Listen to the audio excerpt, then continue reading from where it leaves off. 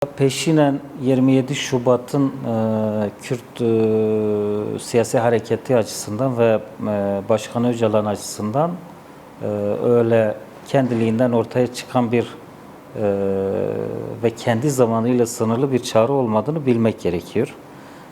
Çünkü biz Sayın Öcalan'ın arayışlarının bu yönlü olduğunu 90'lardan itibaren görüyoruz. Yani zaman zaman ateşkeslerle, zaman zaman değişik müzakere denemeleriyle ve Türkiye kamuoyuna aslında şiddetin, silahın, savaşın bir tercih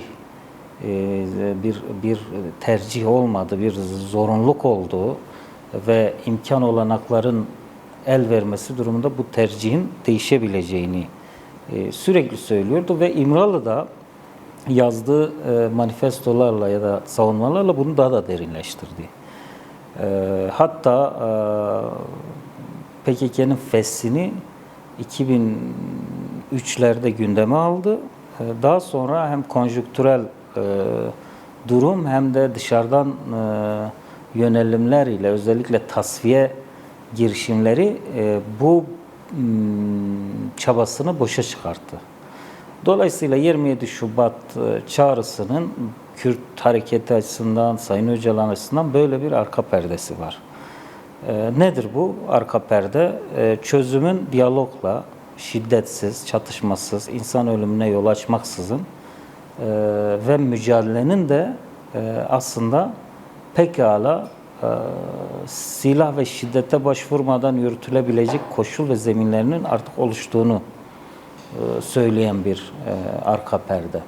Fakat 27 Şubat çağrısı arifesinde Orta Doğu'da yaşananlar, Gazze'deki durum, İsrail'in Orta Doğu'ya yönelik yeniden özellikle uluslararası alanda kim güçleri de arkasına alarak yeniden kendi güvenliğini daimi kılma çabaları ve özellikle İsrail'in artık Orta Doğu'da kendisine tehlike olarak gördüğü her şeyi tasfiye etme planı Suriye'yi de etkiledi. Suriye'deki girişimleri de etkiledi. Ve nitekim Kürt sorunu da 4 devlet arasına bölünmüş bir sorun. Dolayısıyla her devletle ilgili Kürt meselesi konusunda atılan adım diğer devletleri ilgilendiren ve etkileyen bir niteliğe sahip. Örneğin Suriye'de demokratik özerk yönetim büyük bir örnekti toplumlar açısından. Yani aslında devletler, sınırlar çizilmeden de pekala toplumlar kendi öz iradelerini, öz yönetimlerini oluşturabilirlerdi. Bunun ilham kaynağı Başkan Öcalan'ın görüş ve düşünceleriydi. Fakat Türkiye baştan beri bunu kendisine karşı bir tehdit olarak gördü. Bunun sebebi şu, işte Kürdistan'da 4 devlet arasına yayılmış olan Kürdistan coğrafyası öyle bir şeye yol açmış ki bunun kaynağında Serp var, biliyorsun. Serp Anlaşması var, Kasr-ı Şirin var. Ve dolayısıyla aslında herhangi bir birbirine karşı iki devletin bile Kürt sorunu konusundaki politikası çoğu zaman benzerdir. Kürt'e karşı ittifak halindeler. Kürt'e karşı tutum geliştirme eğilimindeler. Örneğin Bağdat'ın Erbil'e yaklaşımıyla işte Şam'ın Kamışlı'ya yaklaşımı arasında çoğu zaman benzerlikler vardır.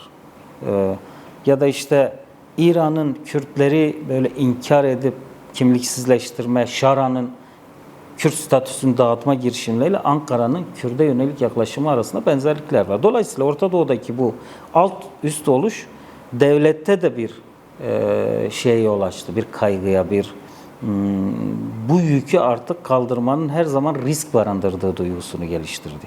Bahçeli'nin nihayetinde çağrısı oldu.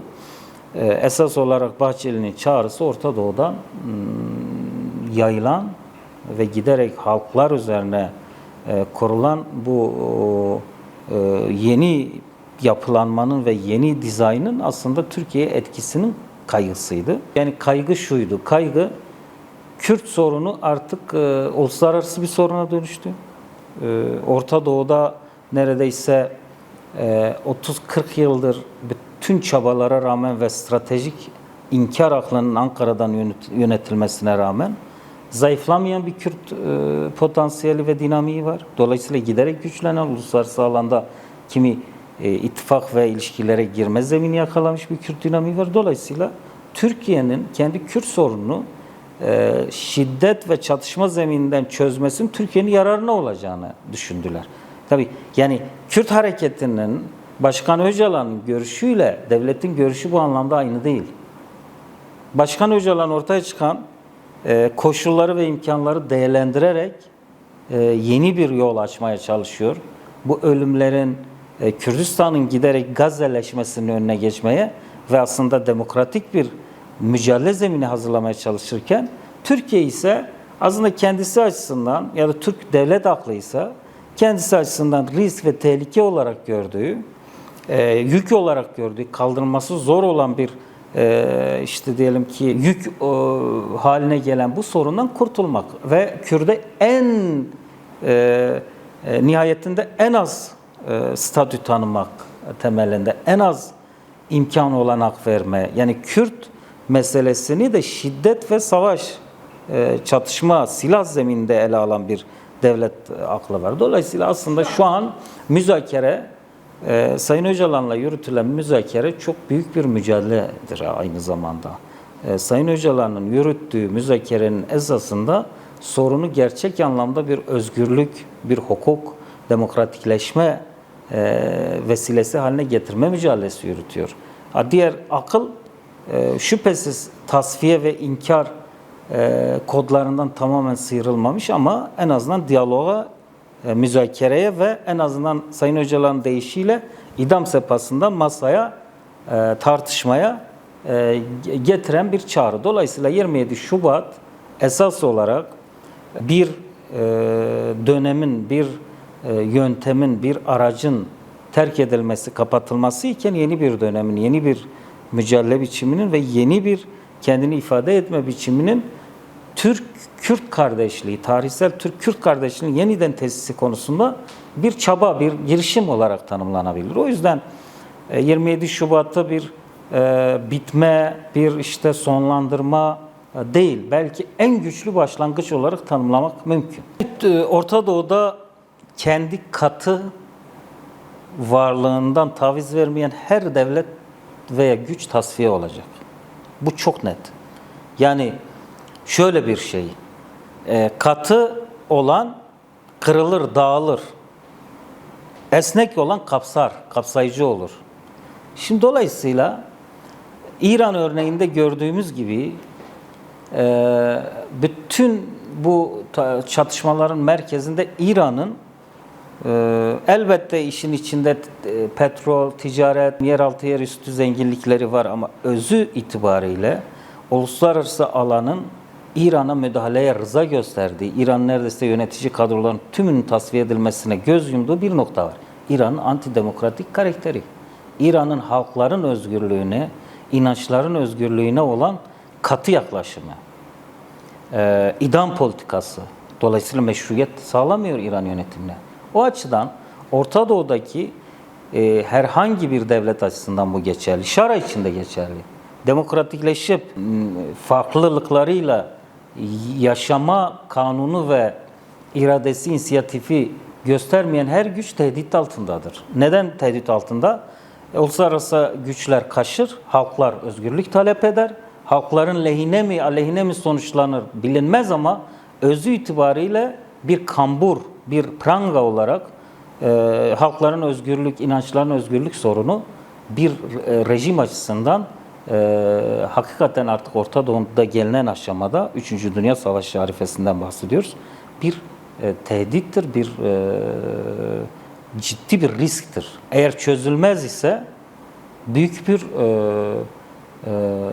yani patlamaya her an hazır bir şey gibi düşünelim. Bir infilak etmesi mümkün olan bir tehlike olarak tanımlamak mümkün.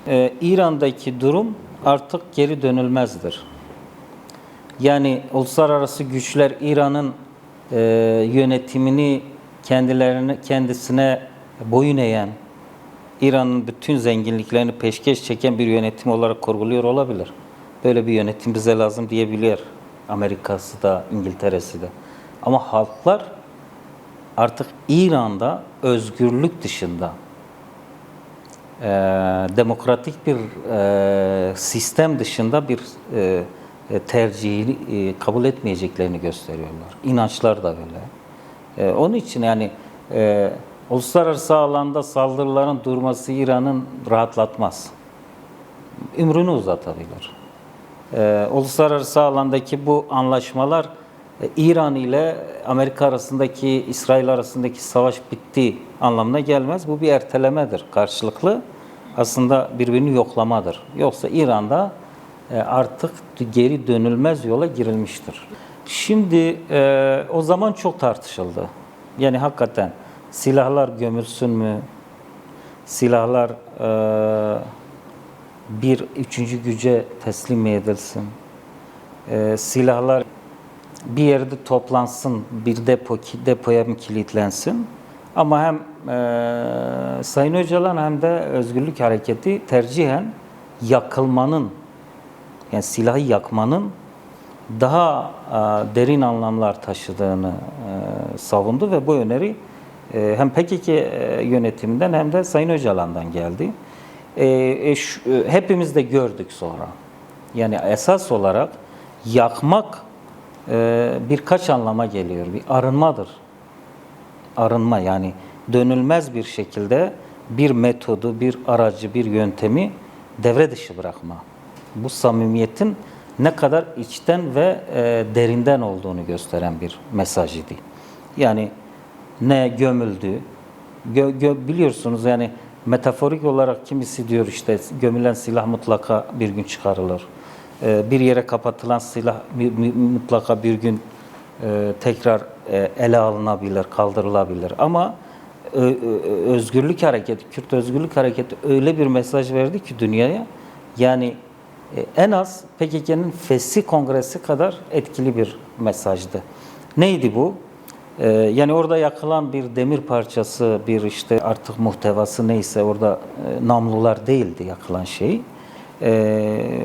İnsanın şiddeti, ölümü veya işte savaşı bir bütün olarak ateşe vermesi anlamına geliyordu ve hakikaten bu kendi zemininde ses getirdi, anlam buldu.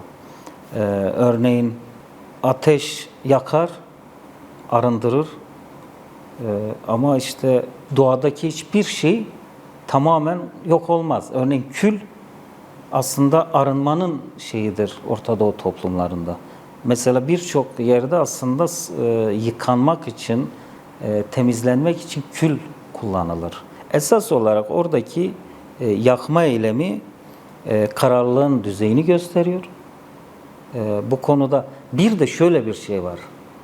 Bakın mesela silahı bir güce teslim etmiyor. Silahı bir kişiye teslim etme yok. Silahı işte toprağa gömme yok. Silahı kendi iradesiyle yakmaktan bahsediyoruz. Orada bir irade var. Yakma eylemi bir iradedir.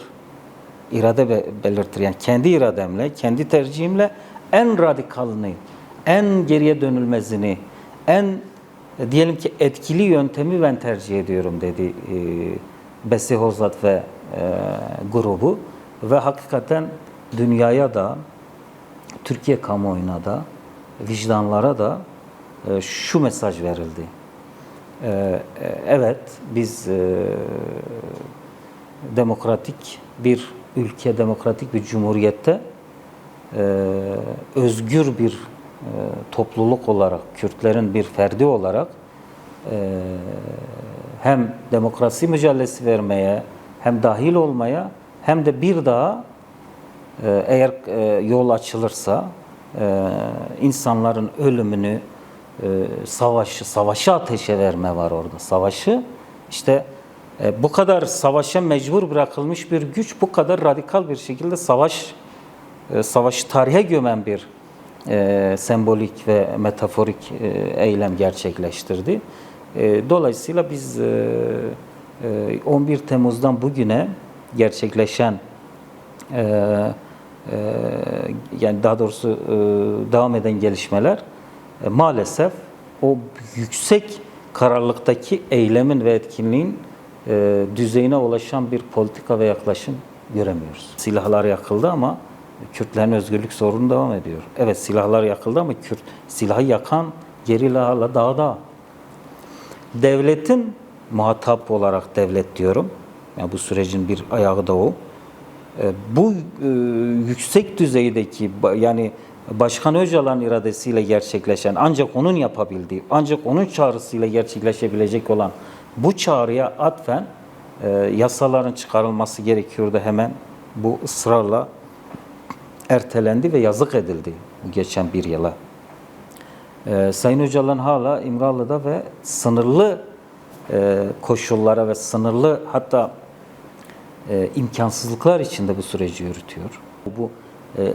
Bu sürece o silah yakma eylemine yazık etme politikaları. Dolayısıyla hepimiz açısından 11 Temmuz'un bir yıl sonrasını düşündüğümüzde ona layık, onun kararlılığına denk, o netlikte, o kararlılıkta bir aşamada değiliz hala. Şimdi bunun sebepleri var. Ben şuna bağlıyorum bu kadar zamana yayma meselesini. Türkiye'de bir eğilim ısrarla Kürtlerin pozisyon itibariyle saldırılması gereken, düşman ilan edilmesi gereken bir varlık olduğunu ısrarla savunuyor ve bunu bir politikaya dönüştürüyor. Buradan ne yapılıyor? Buradan milliyetçilik türetiliyor. Buradan ne yapılıyor? İşte istenen koruma kayyum atanıyor. İstenen mala çökülüyor. İstenilen demokrasi güçleri bastırılıyor. Dolayısıyla aslında bir çark, bir nasıl diyeyim, bir savaştan beslenen bir çark, bir klik oluşmuş ve bu zihniyet aslında Türkiye'de hakim maalesef. Çok hakim ve gelişmelerin hızlı bir şekilde çözüme, kardeşliğe evrilmesinin önünde engel. Bunu hani böyle devletlerin içinde şu kategorik olarak şu eğilim, bu eğilim demiyoruz ama yaygın olan inkar kodlarını sürdüğü, savaş politikasını sürdürmekten yana olan ve Orta Doğu'daki kimi gelişmelere, kimi devletlerdeki işte kıpırdanmalara bakan, ona göre pozisyon alan, Suriye'ye göre, İran'a göre, belki bugün NATO'ya göre, NATO toplantısına göre. Yani böyle bu mesele Türkiye'nin meselesidir. Türkiye kendi içinde bu meseleyi çözmelidir. Hiçbir dış gelişmeye bakmaksızın Sayın Öcalan'ın gösterdiği bu irade ile bu ülkenin evlatları olan insanların bu ülkeye dönüşünü gerçekleştirip bu toplumsal ve siyasal yaşama katılmasının önünü açacak yasaların çıkarılması gerekir zihniyeti hala zayıf Türkiye'de. Tersi var. Tersi şudur. Topluma yalan söylemişler. Bu yalanların deşifre olmasını istemiyorlar. Toplumu kandırmışlar. Toplumu kandırdıkları yarın öbür gün Kürt ile Türk ittifakı veya tarihsel kardeşliği gerçekleşince ortaya çıkacak. Çoğunun maskesi düşecek. Çoğu Kürdü devlete pazarlama ve Kürdün inkarı üzerinden kendi zeminini oluşturma çarkı kurmuş. Dolayısıyla işbirlikçilik diye bir şey var. İşbirlikçilerin gerçek barışı ve gerçek çözümü istemelerini beklemek saflıktır. Çünkü esas olarak çatışmadan, savaştan, ölümden nemalanan bir kesim. Sayın Öcalan bunları norm dışı olarak tanımlıyor, doğru. Norm dışı. Bir devlet var karşımızda. Devletle biz müzakere yapmak istiyoruz. Meşru devlet kanunla hareket eder. Yürüttüğü süreci kanuna bağlar. Kanunsuz süreç yürümez diyor Sayın Öcalan. Ama şuna da vurgu yapıyor. Biz bütün çabalarımıza rağmen görüyoruz ki norm dışı olarak tanımladığımız klik veya eğilim daha güçlü. Medyada hala çözüm karşıtlığı körükleniyor. medyada, Türkiye'deki medyanın %80'de hala PKK'nın silah bırakmasını istemeyen propagandalar yapılıyor. Hala Kürt sorunu çözülmesin diye Kürt'e inkar dayatılıyor. Şimdi Bahçeli'nin çağrısı önemliydi. Hakikaten Cumhurbaşkanı Sayın Erdoğan'ın tutumu ön açıcıydı.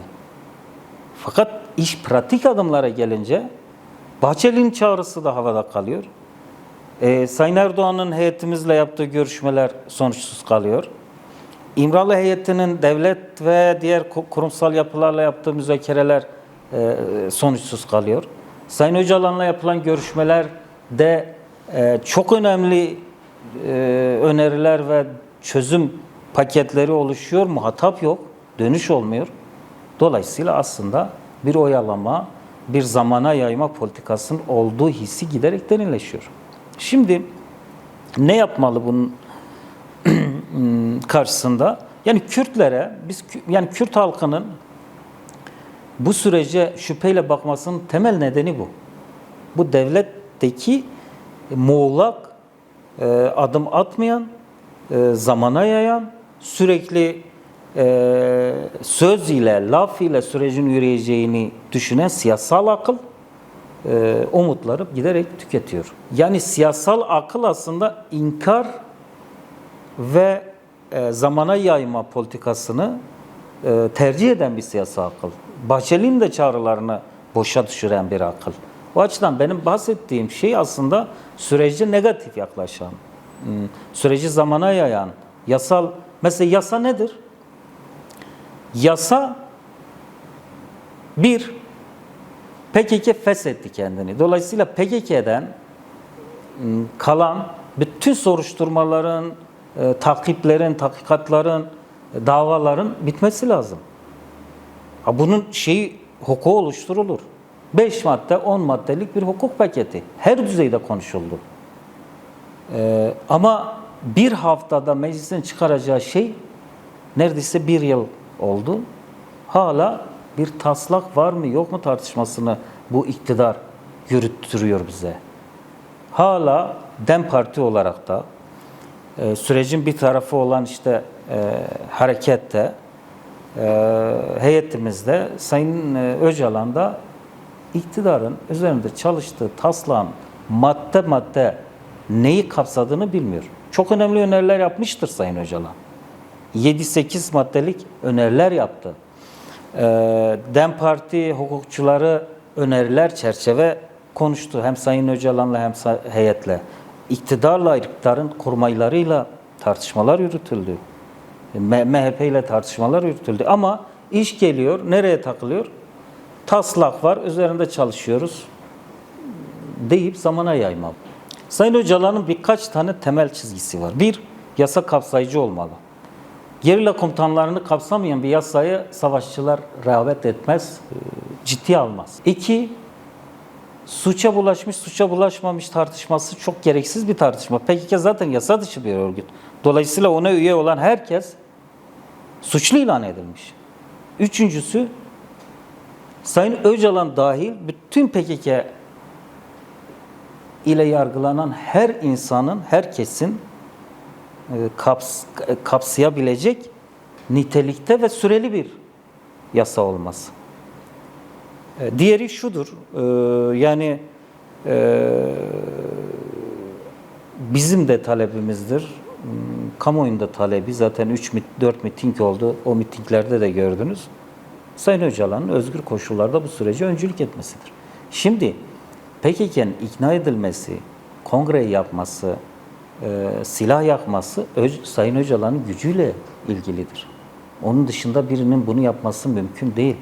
Dolayısıyla böylesi bir de Türkiye'ye yönelik önemli çözüm önerileri olan, o Orta Doğu'da Suriye'ye, İran'a dair Kürtler açısından lider olarak kabul edilen bir aktörden bahsediyoruz. Yine Kürtler, diasporadaki Kürtlerin bağlı olduğu bir liderden bahsediyoruz. Yani dönenlerin sözüne bakıp evet biz ona güveniyoruz ve ona esas alıyoruz deyip gelebilecekleri bir liderden bahsediyoruz, öncüden bahsediyoruz. Ama hala koşulları aynı. Dolayısıyla temelde Gelecekler, yargılanmayacaklar, toplumsal yaşama ve örgütsel yaşama elbette belki bir takvim doğrultusunda katılacaklar. Ama kimin nerede yaşayacağını müzakere ile, yani Öcalan önderliğiyle hareketi arasındaki bir müzakereyle tartışılıp, tabii devletin de dahil olduğu bir müzakereyle olur. Ama diğer taraftan ne var? Diğer tarafta bu öneriler alınıyor. Bu önerilere not alınıyor. Bu önerilerin önemli deniliyor. Hatta muhataplar bu önerilere biz katılıyoruz diyor. Fakat iş siyasete ve bunu meclise bir kanuna dönüştürme meselesine gelince üzerinde çalışıyor. Yakın zamanda çıkacak, işte iktidarın şeyinden bahsediyorum. Nihayetinde haberlere, gazetelere şu sızıyor. Şu kapsamayacak, şuna kapı kapalı, şuna bilmem kesinlikle şu anlama gelmeyecek, şu faydalanmayacak, suçsuz suçlu ayrımı, genel af anlamına gelmeyecek. Ya çözüm süreci diye başlattığın, tarihsel kardeşlik diye başlattığın, 50 yıllık çatışmayı bitirmek için başlattığın süreçte şu olmayacak, bu olmayacakla başlanır mı cümleye? Mesele gelmiş, şuraya tıkanmış. Kapsayıcı, cevap niteliğinde bir yasa çıkacak mı, çıkmayacak? Herkes bunu bekliyor. Kürtler bunu bekliyor. Türkiye kamuoyunu bunu bekliyor. PKK bunu bekliyor. Sayın Öcalan bunu bekliyor. Silahların tümden devreden çıkarılması ve dönüşlerin, tarihsel büyük dönüşün Türkiye'ye olmasının önündeki tek engel şu an bu. Bunu biz bekliyoruz. Fakat Kürt halkı bu konuda kaygılı. Süreci sahiplenen bir yerde elbette. Sayın Öcalan'a güvenen bir yerde, biz mitinglerde de gördük. Kürt siyasi hareketine de güveniyor. Fakat şöyle bir şey, hakikaten iktidarın medya dili, propaganda dili, siyasilerin kamuoyuna yönelik dili güven vermiyor. Ne Kürtlere ne Türklere. Ne Türkiye kamuoyuna ne de Kürdistan kamuoyuna güven veren bir dil tesis edilmedi hala. Bunun yarattığı bir problem var. Ama Kürtlerin aleyhine olmadı bu süreç. Bu süreç gerçekten Kürt birliğinin tartışıldığı, Kürt ulusal birliğinin tekrar gündeme alındığı, Kürt siyasi güçlerin arasında o uzaklaşan zemin, özellikle egemenler tarafından kaşınmış olan o mesafe aşıldı, yaklaşıldı birbirine. PKK, herkes PKK'de büyük kırılmalar olacağını düşünüyordu kongre, fesih kongresi. Büyük bir birlik, bütünlük içerisinde Sayın Öcalan'ın iradesinin arkasında olduğu söylendi. Demokratik siyasete yönelik kimi saldırılar durdu ve bunun yarattığı bir şey var. Yani hepten olumsuz bir süreçten bahsetmiyoruz. Örneğin saldırılar durdu. Örneğin karşılıklı bir ateşkes var. Örneğin tamam, dildeki o inkar kodları sürüyor ama Kürt sorunu çözümü gündemdir Türkiye'de. Tek gündemdir. Yani gündeme oturmuştur, artık geri dönüşü zordur. Ne çözüm karşıtları ve savaş rantçıları bunun önüne geçebilir. Ne gerçekten çözümden yana olmayan başka güçlerin denetiminde olan işbirlikçiler bunun önüne geçebilir. Geçemezler. Çözüm hem ulusal alanda hem uluslararası alanda gündemdir. Biz görüyoruz, Sayın Öcalan'ın geliştirmeye çalıştığı Demokratik Toplum Manifestosu uluslararası alanda çok büyük ilgi görüyor. Büyük filozoflar destek mesajları yayınladı. Kürtlerin hem ulusal birliği hem uluslararası ilişkileri güçlendi. Şu an Kürtler evet her alanda yeniden kendilerini yeni manifestonun ruhuna göre örgütlemeye çalışıyorlar. Bazı yetersizlikleri, eksiklikleri, alışkanlıkları gidermeye çalışıyorlar. Sayın Öcalan'ın son görüşmelerin hepsinde hem kendisinin hem de sekreteryanın, yani oradaki arkadaşların söylediği temel tezlerden biri şudur: İnşacı olun. İnşa. Bu süreci kurtaracak olan inşadır. Nasıl bir inşa? Yani şimdi yarın öbür gün devlet adım atmadı, yine saldırı zihniyeti ön plana çıktı. Toplum kendini inşa etmiş, toplum karşı durabilmeli. O düzeye gelmiş olmalı. Rayı 4 parçadaki Kürtler durdurdu. Öyle uluslararası uluslararası güçler falan yani bir yere kadar. Dolayısıyla bu sürecin temel kazanımlarından biri ileride eğer inşa gerçekleşecekse Kürtlerin aslında 50 yıllık mücadele deneyimlerinin demokratik, yasal, meşru bir zeminde devleti değiştirip dönüştürme ve demokratik entegrasyona mecbur kılma sürecidir. Bu barışçıl olur tabii ki. Barışçıl olur. Sayın Öcalan'ın felsefesi bu. Barışçıl. Demokratik entegrasyonun temel koşullarından biri de şudur. Katı olan esneyecek ki farklı olanı kendi bünyesine alsın. Şimdi PKK'nın feshi inkar siyasetinin feshini de gerektirir.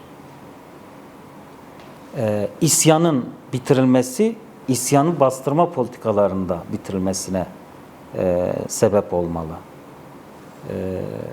Direniş olarak bir şiddet aygıtı olarak silahın bırakılması saldırıların durmasını gerektirir. Dolayısıyla demokratik entegrasyondaki mantık şudur. Öz katı mıdır? Antidemokratik midir? Devlet itibariyle evet. Bununla zaten entegrasyon olamaz. Katı olan zaten bünyesine alamaz. Katı ve antidemokratik olan ile entegrasyon mümkün değildir. Demokratik, esnek, farklılıkları kendi bünyesine alacak kadar genişlemiş ve esnemiş bir muhtevadan bahsediyoruz. Bunun için yasalar gerekir. O yüzden Sayın Öcalan demokratik entegrasyon yasaları diyor. Bazıları böyle klasik anlamda asimilasyonla karıştırıyor. Öyle bir şey değil bu. Demokratik entegrasyon en önemli farkı asimilasyondan bir kere karşıdaki karakter olarak yani inkar eden, katı duran, tekçi olanın muhtevasını değiştirmesiyle başlar demokratik entegrasyon. O da nasıl olur? Tekçi olan çoğulcu olur. Çoğulu kabul edecek niteliğe ve kanuni düzenlemeye geçer. Buna anayasa dahildir, anayasal değişiklik. İşte katı olan esner. Kendi bünyesine bir şeyi alma iradesi ve inisiyatifini gösterebilecek yetkinlikte bir demokrasi yasaları olmalı Türkiye'de. Yani ne isyan, ne inkar. Ne ayrılık, ne bastırma ve asimilasyon. Sayın Öcalan'la sistematik olarak görüşmenin sağlanması gerekiyor. Bu sürekli ihmal ediliyor. Ayda bir, bazen ayı da geçiyor.